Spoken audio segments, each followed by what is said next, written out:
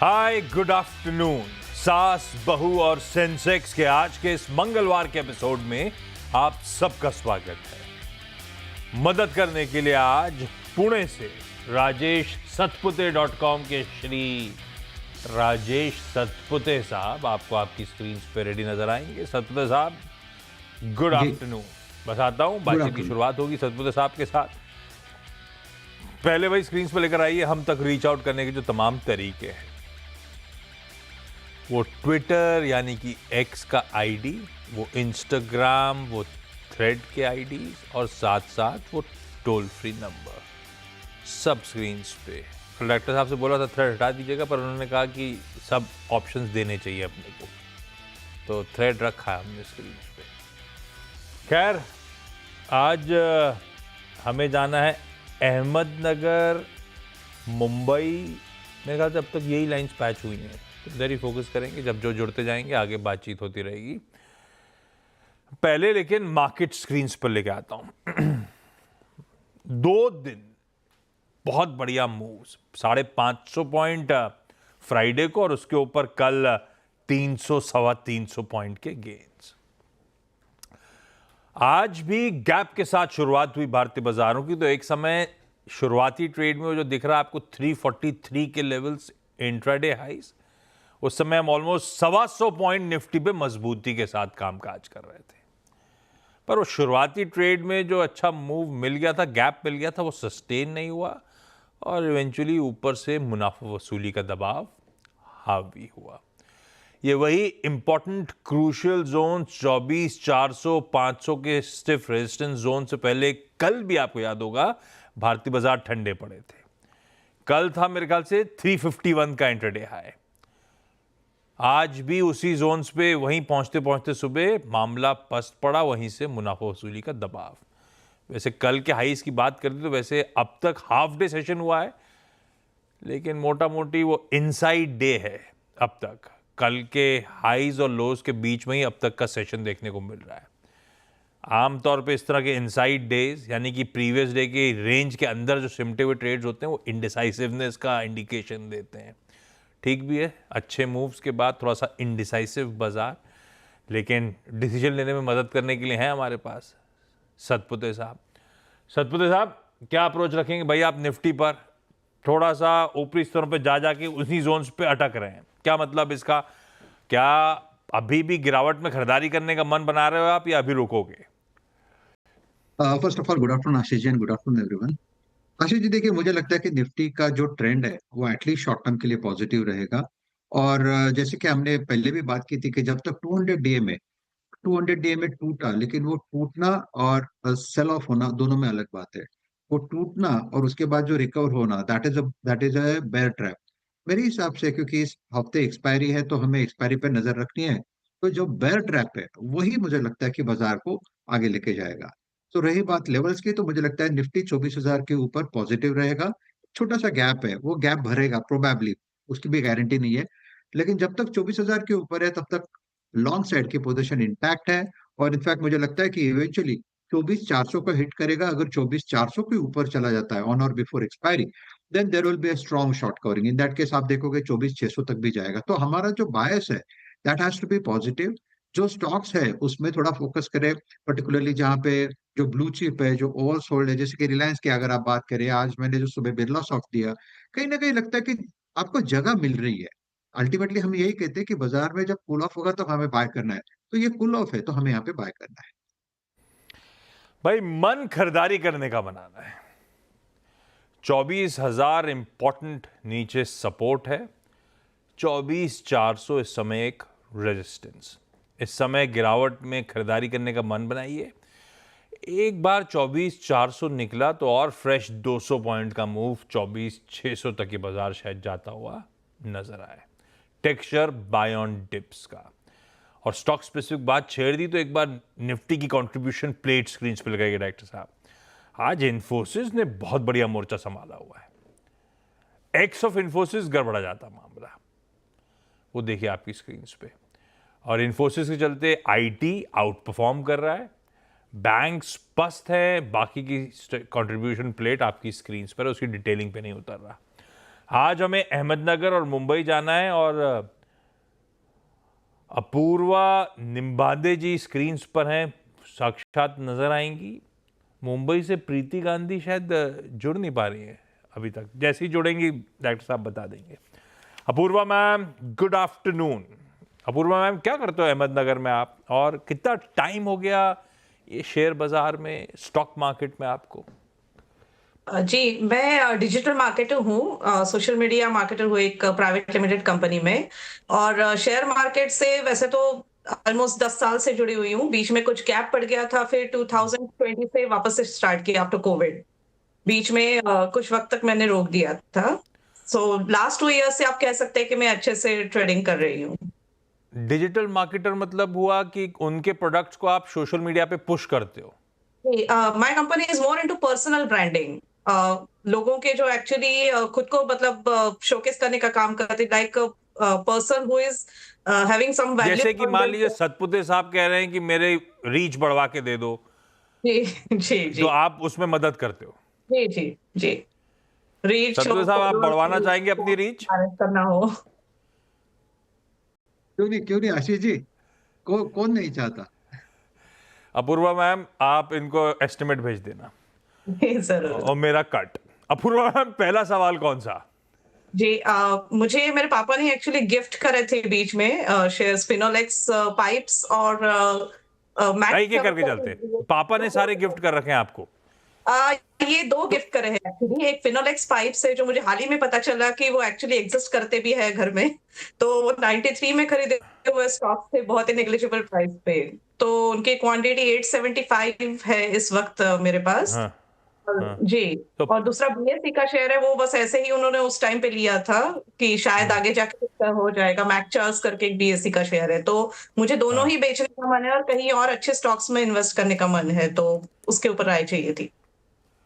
Okay. Finolex pipes यानी कि Finolex industries के नाम से, सही रखा डॉक्टर साहब आपने। 265 पे इस समय आपको 875 शेयर्स क्यों बेचने का मन है? पहले पूछ लें सतपुते साहब को, क्या पता ये स्टॉक बेच के पैसे की रिक्वायरमेंट है, या सोच रहे हो बेच के किसी और स्टॉक पे डाल दूं, ऐसा? हाँ, नहीं, रिक्वायरमेंट कोई नहीं है। अभी मुझे मिला है तो मैंने सोचा कि उसको अच्छे शेयर्स में इन्वेस्ट करा जाए तो बेहतर रहेगा। थोड़ा मार्केट डाउन साइड पर भी है, तो मैं स्टॉक एसआईपी के बारे में सोच रही थी। तो मुझे उसके लिए सजेशंस चाहिए थे कि सो दैट 2-3 साल तक मैं उसको वैसे ही इन्वेस्टेड रखूं और फिर बाद में निकाल लूंगी। सतपुते साहब, ये फिनोलेक्स इंडस्ट्रीज कैसा लगता है भाई? क्या वैसे ये है सच कि प्रॉफिटेबिलिटी वगैरह स्ट्रेन कर रही है पिछले कुछ सालों से?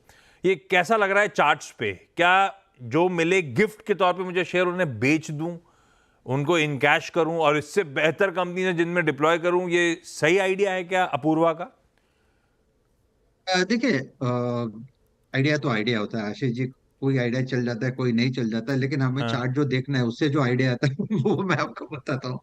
हाँ देखिए, चार्ट ये बताता है कि ऊपर में 300-320 से ये जो टॉप बना था फिनोलेक्स इंडस्ट्रीज में, और उसके बाद ये करेक्ट हो रहा है। और ये जो करेक्शन है, it has landed on it's crucial 10 months exponential moving average. मैं 10 मंथ की बात कर रहा हूँ। अब जब ये जो बात होती है 10 मंथ, 20 मंथ, दैट्स वो गिव्स यू एक लार्जर पिक्चर मिलता है। तो मेरे हिसाब से ये 250 का लेवल फिनोलेक्स इंडस्ट्रीज इंडस्ट्रीज के लिए एक अच्छा सपोर्ट होगा। क्योंकि मुझे लगता है कि यहाँ से फिर से एक रैली मिलेगी, प्रोबेबली आपको 303 से 10 का भाव मिलेगा, जहां पे आपको एग्जिट लेना है। तो अगर कोई ये जल्दी नहीं है, तो फिर प्रोबेबली आप होल्ड कर सकते हो। 250 के नीचे 15-20 पॉइंट का स्टॉप लॉस रख दो और होल्ड रखो। मुझे लगता है 300 के ऊपर अगर बेचे तो वो थोड़ा सा सही बेचे, आप कह सकते हैं कि सही एग्जिट होगा। क्योंकि काउंटर ये लेवल पे एग्जिट करना मुझे नहीं लगता कि इट इज अननेसेसरी लॉस। मुझे नहीं लगता दिस इज द लेवल। 300 के ऊपर चला जाए तो आप इसमें से बेच दीजिए, फिलहाल तो होल्ड रहेगा। सॉरी। इनके लिए लॉस क्या है? इनको तो बहुत नीचे के भाव पे खरीदा हुआ और डैड ने गिफ्ट किया था, लेकिन ये बात सही है, इन लेवल्स पे नहीं अभी शायद ये, और वैसे ऑफलेट मोमेंटम दिखाया है, लेकिन 300 के ऊपर 310 के आसपास के जोन्स होंगे जब आप मुनाफा बांधो। एक काम करें, इसी सवाल का फॉलो अप था कि बेच के क्या कुछ अच्छे स्टॉक्स में एसआईपीज कर डालूं, सिस्टमैटिकली पैसा डिप्लॉय कर दूं। सतपुते साहब, एक काम करते हैं, एसबीएस स्टॉक पिक डायरेक्टर साहब जरा स्टिंग प्ले आउट करिएगा, एक आइडिया लंबी अवधि के लिए आज से कोई ऐसा दिग्गज स्टॉक जो आप खुद को भी बहुत पसंद आता है, आप भी एक्यूमुलेट करते रहते हो रह के, जो आपकी आइडिया लेकर अपूर्वा भी कर सकें? आशीष जी देखिए, दो काउंटर मुझे बहुत अच्छे लग रहे हैं। हाँ, एक है Reliance industries eight this level. मुझे लगता है कि रिलायंस में जितना होना था, जितना प्रेशर होना था, जितना बुकिंग होना था, प्रॉफिट वो सब हो चुका है। और करंट लेवल से यानी आप कह सकते हैं कि 1200 1250 ये एक एक्यूमुलेशन का जोन है। जब आप पोर्टफोलियो की बात करते हो तो आपके पोर्टफोलियो में रिलायंस होगा, तो आपको एक बैलेंस मिलता है। तो एक Reliance Industries and the second most is Tata Motors. मुझे बहुत अच्छा लगता है Tata motor at this level of 750 800। I think there is nothing to lose. जितना होना था हो गया इसमें। अगर आपको एंट्री करना है टाटा मोटर तो 800 के लेवल पे 787 चल रहा है। I think this is the best bye.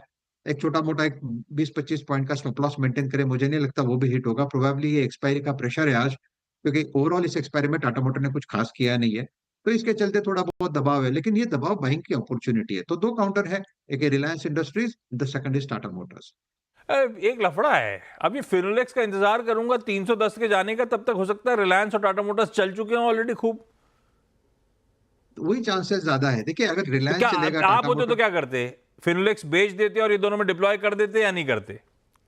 Ashish ji, अगर मैं होता तो तेजी में बेच देता था और वेट कर देता, हिंदी में कुछ अभी तो नया हो गया, लेता। अभी जो है यथास्थिति जो है मेरे पास, अच्छा, उसमें क्या करूं? आप होते तो बेच के खरीद लेते या रुकते? देखिए मैं तो ऐसा मैं तो मेरा मानना है, मैं तो बेचता नहीं। First of all Finolex industries में नहीं बेचता, क्योंकि पुणे बेस्ड कंपनी है। हमें पता है फिनोलेक्स इंडस्ट्रीज क्या काम करती है और कैसे काम करते हैं। मेरे बहुत सारे कॉन्टैक्ट्स है जो फिनोलेक्स में कनेक्टेड है। तो आई आई नो कि दिस ये अच्छी कंपनीज है, ये स्ट्रॉन्ग ब्रांड है। ठीक है, बाजार के सामने थोड़ा बहुत प्रेशर आया है, लेकिन इतना अच्छा ब्रांड अगर मेरे पोर्टफोलियो में रहता तो मैं रख देता था। और रही बात री इन्वेस्ट में, या आप कह सकते हैं कि बाय ऑन डिप की कुछ नया लेना है, तो आई थिंक ये these two looks good to me. अगर आपको कुछ नहीं, थोड़ा थोड़ा भी ऐड करना है, लाइक 50 शेयर्स 100 शेयर्स, तो I think this is the best buy. सब तरह से टटोल मैम, भाई फिनोलेक्स रख लीजिए, अभी तो सत्य साहब मान नहीं रहे हैं। बाकी दोनों जो है एडिशनल फंड्स हों या फिर जब ये अपने टारगेट हिट कर जाए तो डिप्लॉय करना हो, तो दो बेहतरीन कंपनीज, दोनों bluest of blue chips, Reliance industries और टाटा मोटर्स में पैसा डाला जा सकता है। रिलायंस की बात हुई तो अपूर्वा मैम, आप भी और आप सब जो दर्शकगण देख रहे हैं, ध्यान रखिएगा इस चैनल सीएनबीसी आवाज की ओनरशिप और मैनेजमेंट रिलायंस इंडस्ट्रीज के पास है। तो एक इंडिपेंडेंट फाइनेंशियल एडवाइजर से भी प्लीज कंसल्ट करिएगा उस स्टॉक के बारे में। मुंबई से प्रीति गांधी मैम जुड़ती हुई। प्रीति मैम साक्षात नहीं दिख रहा है, आप फोन लाइन पे नजर आ रहे हो, क्यों? या कनेक्ट नहीं हो पा रही हूँ मैं। अरे सॉरी उसके लिए। प्रीति मैम, क्या करते हो मुंबई में आप, और कब से आप स्टॉक मार्केट में हो? मैं अराउंड 1995 से शेयर्स ले रही हूँ, बट 2001 से मैं थोड़ी एक्टिव ज्यादा हो गई हूँ। अरे बाप रे, बहुत सारे मल्टी बैगर्स भी रखे हुए हैं अभी तक पोर्टफोलियो में क्या? करेक्ट। अरे वाह। प्रीति मैम, फिर आप कुछ पूछने आओ कि बताने आए हो? नहीं, मैं पूछने आई थी। अच्छा पूछो पहले सवाल प्रीति मैम। जी, मुझे सास्केन टेक्नोलॉजी जो अराउंड 20 साल पहले उसका एक आईपीओ आया था, और उसमें मुझे शेयर्स लगे थे। अभी उसमें से मेरे पास 15 शेयर्स है और अराउंड 2000 का वो भाव चल रहा है, और बाकी के बैलेंस शेयर उसी वक्त वो बहुत अच्छा पैसा आया था तो हमने बेच दिए थे। तो मैं जानना चाहती थी कि वो लॉन्ग टर्म के लिए मैं रख सकती हूँ, या फिर अभी मुझे, क्योंकि ये 2000 हो गया है, तो प्रॉफिट बुक कर लेना चाहिए। भाई साहब, बहुत पहले का रखा हो। कब आया था आईपीओ इसका प्रीति मैम, सैस्किन का? आई थिंक अराउंड 2005-6 में आया होगा। हाँ, टेक्नोलॉजी 2005-6 से चार्ट दिखा भी रही है मुझे, सही कह रहे हो, 2005 में आया था। भाई सतपुते साहब, बहुत अच्छी तेजी ऑफ लेट पकड़ी भी सैस्किन ने। जी जी। निकालना चाहिए या रखे रहना चाहिए? प्रीति मैम की बात से लग रहा है सिर्फ ऐसा नहीं कि पैसे की रिक्वायरमेंट हो, ये हो सकता है कि बहुत चल गया है तो मुनाफा बांध लिया जाए, वो समय आ गया है स्टॉक का।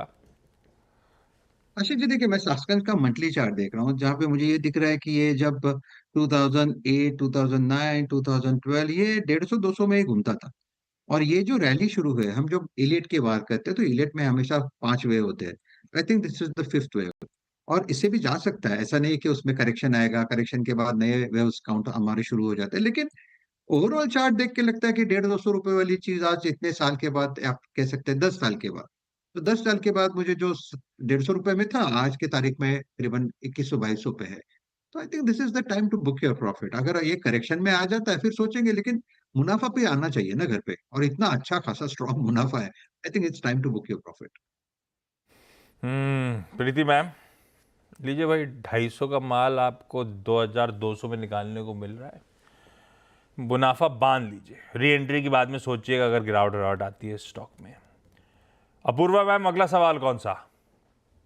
जी, मेरे पास एक्चुअली कुछ फंड्स अभी भी है इन्वेस्ट करने के लिए, अराउंड 86,000 रुपीज। तो मुझे एवरेजिंग करनी थी या तो माझगांव डॉक में, जिसके मेरे पास बहुत ही कम शेयर है, 3 शेयर्स है सिर्फ, और एससीआई के 150 शेयर्स है एट द रेट ऑफ 285, और माझगांव डॉक के 5538 पे, काफी हाई पे लिए थे मैंने।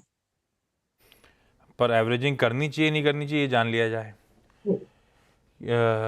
महंगे थे, बहुत महंगे थे, और आज भी ऐसा नहीं कि सस्ते हो गए करेक्ट होने के बाद। स्टॉक्स आज भी महंगे ही हैं, पर हाँ, अगर फाइनेंशियल्स पिकअप कर गए तो सब तस्वीर बदल जाएगी। सतपुते साहब, मझगांव डॉक मेरे पास 3 शेयर 5,500 के रखे हुए हैं, क्या एवरेज कर लूं? फंड्स हैं मेरे पास, आप कहोगे तो मैं इन लेवल्स के आसपास ठंडा होने के बाद कंसोलिडेट कर रहा है स्टॉक मझगांव डॉक, एवरेज कर लूं क्या? 3 और ले लूं क्या?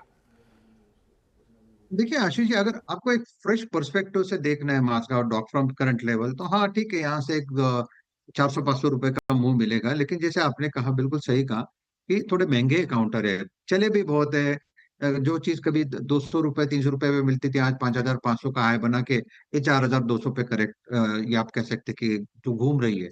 तो अपने पास 3 ही शेयर है, तो उसमें हम क्यों दिमाग खपाए? उससे अच्छा, जैसे कि मैंने कहा कि जहाँ पे आपको टाटा मोटर है, रिलायंस है, आपको जो ब्लू चिप्स मिल रहे हैं, तो why don't we focus on that those counter, क्योंकि जहाँ पे आपको गारंटी है और जहाँ पे आपको पता है कि ये ब्लू चिप है, अगर बाजार चलेगा तो ये पहला चलेगा।